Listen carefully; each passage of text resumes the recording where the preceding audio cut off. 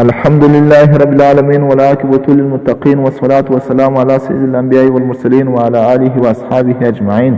أما بعد فأعوذ بالله من الشيطان الرجيم. بسم الله الرحمن الرحيم.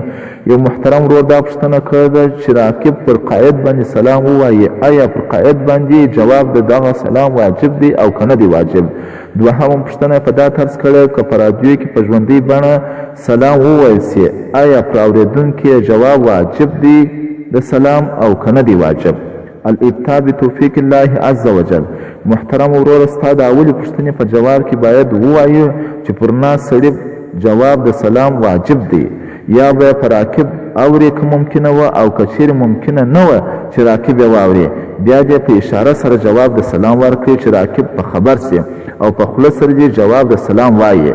او که چیرې په رادیو کې د دوهمې پوښتنې جواب دا طرز دی، او که چیرې په رادیو کې په ژوندۍ بڼه سلام وویل سي نو پر اورېدونکي جواب ورکول واجب نه دی، البته مستحب دا دی چې دلته هم باید جواب د سلام ورکول سي.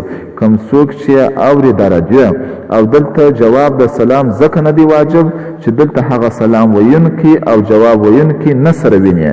دغه مسله په رد المحتار جلد 15 صفحه نمبر 293 کې او دغه رقم په فتاوای هندیه جلد 15 صفحه نمبر 326 کې او دغه رقم په فیض الباری جلد 6 صفحه نمبر 195 کې او دغه رقم په احسن الفتاوا جلد 9 صفحه نمبر 18 کې او دغه رقم په امداد الفتاوا جلد 3 صفحه نمبر 216 کې او دغه رقم په جواهر الفقه کې جلد 9 صفحه نمبر 355 او دغه رقم په فتاوای محمودیه جلد 9 صفحه نمبر 4 کې او دغه رقم په فتاوای دارالعلوم ذکریه کې جلد 9 صفحه نمبر 422 کې او دغه رقم په احسن الفتاوا جلد 8 صفحه نمبر 138 او دغه رقم په فتاوای رحمانیه کې جلد 3 صفحه نمبر 315 کې.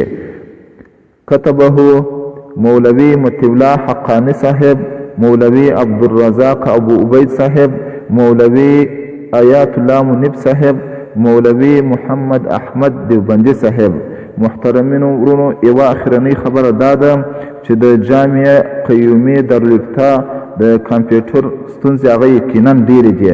هغه کمپیوټر که چیرې هغه مشکلات حل سوله د کمپیوټر ده او دغه کمپیوټر سره برابر سو جوړ سو، دغه مسله او دغه په شان باندې نورې مسایل د الله جل جلاله په توفیق باندې و تاسو ته د دوهم ځل دپاره په PDF کې و بیا انشاءالله الرحمن هغه نشر سي.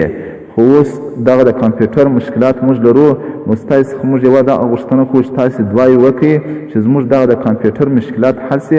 د دوهم ځل دپاره به د الله جل جلاله په توفیق باندې دغه مسله او د دغه په شان نورې مسایل به د PDF په شان باندې بیا نشر سي. والله اعلم.